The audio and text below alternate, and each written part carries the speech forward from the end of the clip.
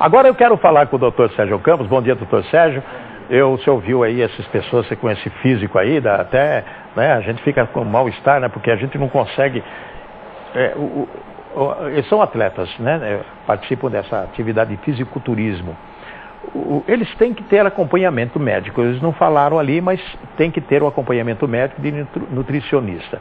O que acontece com essas pessoas que fazem exercício físico desta forma, em relação àquelas pessoas que apenas no dia a dia, de manhã cedo à tarde, andam, fazem seus exercícios e de repente acaba morrendo? Porque eu já vi casos, inclusive, de atletas que morreram fazendo exercício físico. Por que acontece isso? O início, tanto para esse atleta já fisiculturista, como um atleta do dia a dia, o início tem que ser o mesmo, né? Ele chegou a um resultado por evoluir, progredir nessa atividade dele. Mas o início é o mesmo. Todo atleta, todo indivíduo que deseja fazer uma atividade física, inicialmente ele tem que passar por algumas avaliações com profissionais. Hoje nós temos aqui em Campo Grande médicos, nutrólogos em atividade física, nós temos cardiologistas em atividade física, que é chamada medicina do esporte.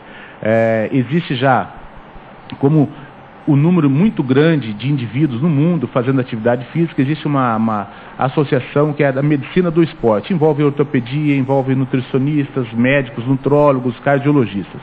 Então o início tem que ser o mesmo. Eles têm que passar por atividades desses profissionais.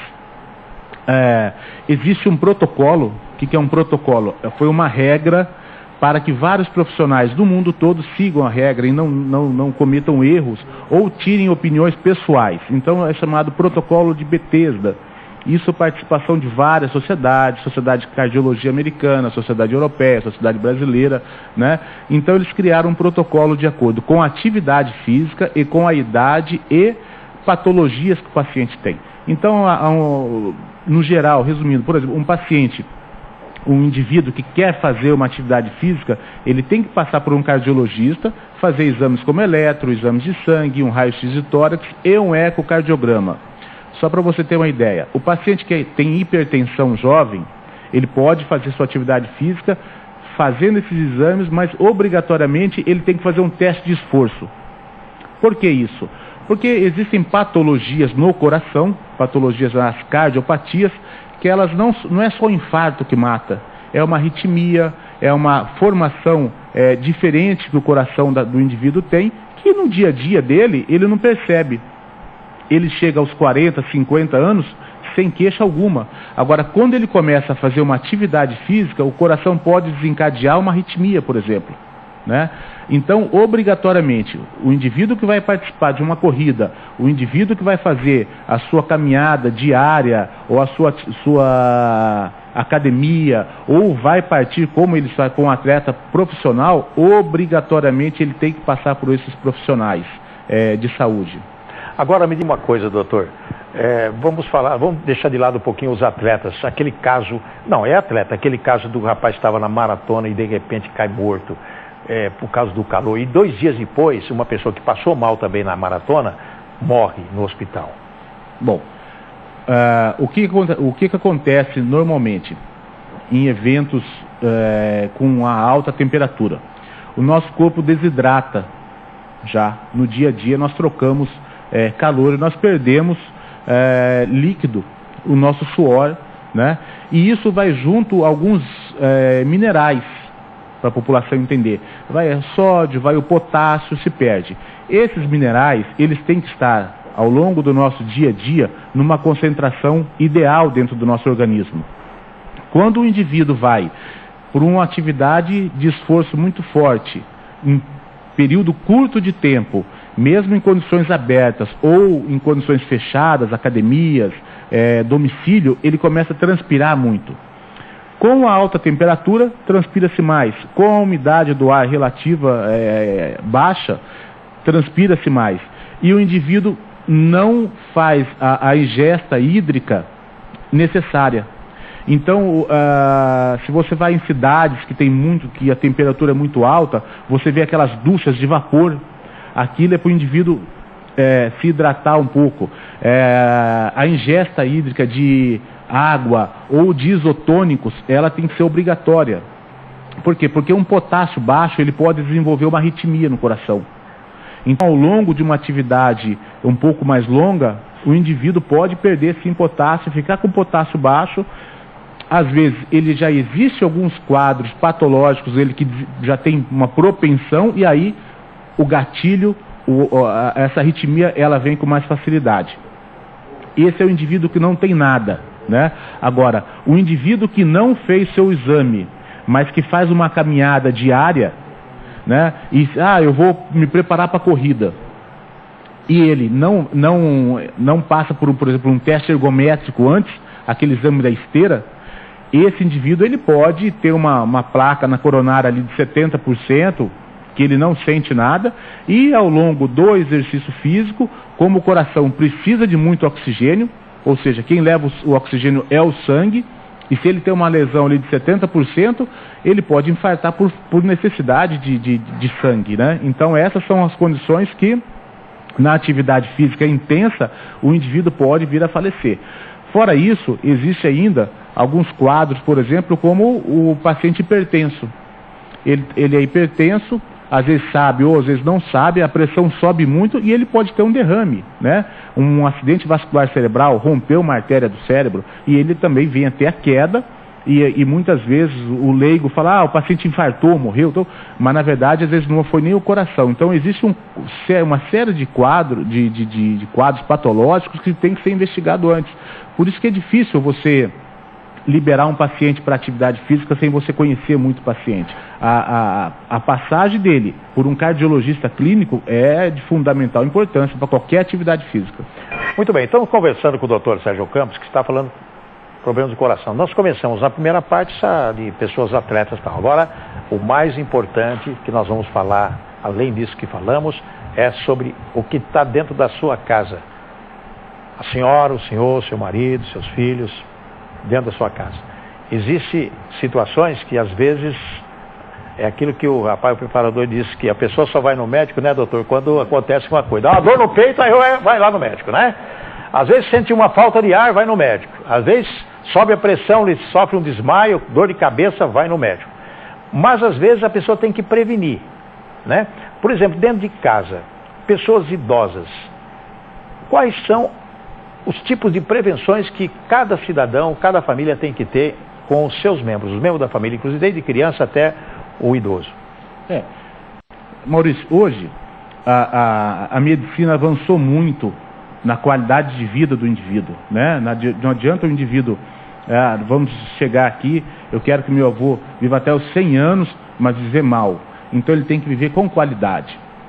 Buscando essa qualidade, atinge-se uma longevidade maior. Em geral, no mundo, de cada 100 pacientes que chegam a 80 anos, 80, 90 chegam aos 90 anos, ou seja, duram mais 10 anos, vivendo bem, né? Isso é a medicina, né? Esse investimento todo. E para isso, o indivíduo ele tem que ir ao médico. Ele não pode... Nós recebemos pacientes em consultório que tomam aquele remédio para pressão porque alguém da família toma já e ele faz uso ali em conjunto, ou um vizinho ou um amigo próximo passou para ele. Isso é muito perigoso, né? Isso é uma tentativa de medicação muito perigosa. E o indivíduo, vamos para outro extremo, né? Para o indivíduo mais idoso já, hoje às vezes ele é um pouco abandonado pela família e fica ali, e às vezes fala assim, não, ele já está confundindo, ele começou a ter confusão, está misturando, está variando. Isso que acontece, algumas patologias cardíacas, elas vão levando um envelhecimento do coração, e o coração começa a bater mais devagar. Então esse indivíduo, às vezes ele está andando, cai, né? E às vezes, por causa desse tombo, ele pode fazer um traumatismo craniano, uma fratura de quadril, mas isso tudo, às vezes, em alguns casos, a origem é cardiológica. Você fazendo um eletro ou fazendo um acompanhamento desse paciente, se você detecta que ele tem um coração que ele bate mais devagar, você implanta um dispositivo chamado marca-passo cardíaco, uma cirurgia de 1 hora com anestesia local, e o coração desse paciente volta a bater normal, e ele volta totalmente a participar da família, né? A parte social dele reabilita imediatamente isso. quer dizer que as pessoas precisam ter acesso, famílias, principalmente os carentes, precisam ter acesso ao cardiologista pelo menos uma vez por mês, ou de 2 em 2 meses, ou de 6 em 6 meses. No início, ele tem que levar o indivíduo lá, né? Ele tem que levar o idoso lá. Outra coisa, acompanhar o idoso na consulta, porque nós temos casos lá de famílias que deixam o paciente na consulta e fica complicado para o médico profissional, né? Então, só deixa ele lá e ele não tem informação nenhuma. Ele não tem informação alguma. Então tem que acompanhar, né, o indivíduo à consulta, e o profissional vai dizer o seguinte: olha, feito uma primeira avaliação, um primeiro check-up, eu falo assim: olha, o seu retorno aqui é a cada 6 meses, olha, o seu retorno é a cada 3 meses, né? Hoje existe uma regra que é muito boa, que os postos de saúde, eles não dão o receituário médico após 90 dias, não repetem o receituário médico, porque no passado o paciente ficava com 5, 6 anos usando o mesmo receituário. Então, mas tem cardiologista no posto de saúde? Tem, existe nas unidades já mais secundárias, né? Aqui em Campo Grande, por exemplo, o SEM tem cardiologista, o Hospital Regional, o Hospital Universitário, a Santa Casa mas tem atende pelo SUS, quer dizer, a pessoa carente não tem como pagar o cardiologista, SUS, né? Então vai ter que ir na unidade onde atende pelo SUS. Então, posto de saúde dificilmente tem. Posto de saúde, mas geralmente são as unidades já de atendimento mais secundário, né? O que pode acontecer, que geralmente acontece, é o tempo de espera ser um pouco mais longo do que os protocolos de cardiologia recomendam. Aí complica, né? Ou seja, teria que aumentar esse número de profissionais. Alguma coisa assim, precisa fazer um exame e de repente vai lá no hospital regional, faz a inscrição para um cardiologista. Tem que esperar 2, 3, 4 meses para ter o atendimento. Isso está acontecendo, a gente tem recebido reclamação. Então, como que uma pessoa que pode ter um infarto a qualquer momento vai esperar 1, 2 meses para ter um atendimento médico? Isso realmente é um grande problema da medicina, né? Então, ou seja, nós trabalhamos com esse tempo. Não dá para você pedir um exame e esse exame chegar daqui 6 meses.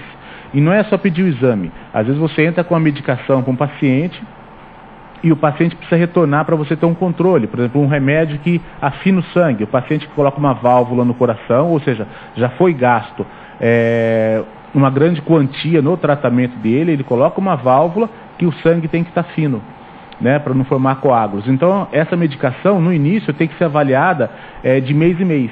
Então, só dele voltar para você lá, se ele demora 3, 4 meses, pode acontecer alguma intercorrência nisso aí. Então, nós temos problema de saúde muito sério, muito grave, pelo que o doutor está falando aqui, atendimento de primeira e de especialidade. Nós estamos falando de problema de coração, gente, que é um problema muito sério. Não vamos falar nem de pediatria, geriatria, nada de outras especialidades. Estamos falando do coração, porque de repente pode acontecer o fato. Então, o paciente ele tem que ser cuidado, e nós não temos isso no nosso sistema de saúde, infelizmente, que eu vou falar daqui a pouquinho sobre isso aqui. Doutor, gostaria que o senhor desse uma mensagem e uma orientação aos nossos telespectadores a respeito de prevenção, o que deve fazer para que a pessoa possa ter longevidade, né? Infelizmente no Brasil, o nosso sistema hoje, ele faz uma medicina curativa. Ou seja, o paciente que tem um problema e vai ser tratado. O ideal é a medicina preventiva. Para isso, o indivíduo tem que começar a buscar já, cobrar do seu posto de saúde, das suas unidades de atenção à saúde, buscar a consulta, buscar o exame e realmente não deixar para, vai ser para 2015, vou esperar passar o Natal, vou esperar passar o Carnaval. Essas datas,